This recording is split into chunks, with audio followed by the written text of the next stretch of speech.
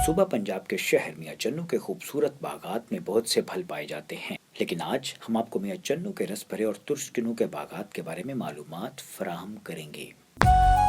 सरसों के खेत के साथ लगे किन्नू के बाग के दिल फरेब नज़ारे आंखों को ठंडक पहुंचाते हैं। सर्दियों में यहाँ के खुशबूदार और लजीज खटे मीठे किन्नू का दुनिया भर में बेताबी से इंतजार रहता है। किन्नू को कुदरत ने न सिर्फ लजीज जायके से भर दिया, बल्कि ये फल अपने अंदर अनगिनत गजाई अज्जा से मालामाल होने के बायस बेशुमार बीमारियों के इलाज के लिए भी इस्तेमाल होता है।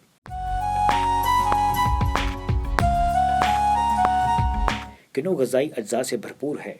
इस फल में विटामिन, पोटाशियम, प्रोटीन, मादनी नमक, कार्बोहाइड्रेट्स वगैरह कसरत से पाए जाते हैं।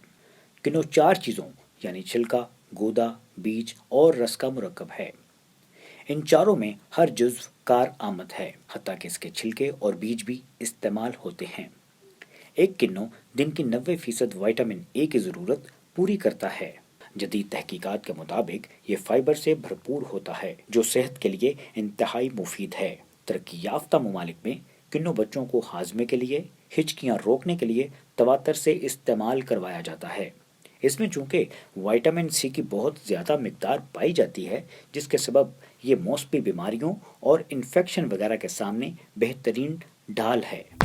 अल्लाह रब्बुल इज़्ज़त का हमारे वतन अजीज़ की सरजमीन पर ख़ास करम है, जिसकी बदौलत पाकिस्तान से आला क्वालिटी का किन्नू Russia, Indonesia, Philippine, Saudi Arabia, Dubai समेत बहुत से ममालिक में भेजा जाता है।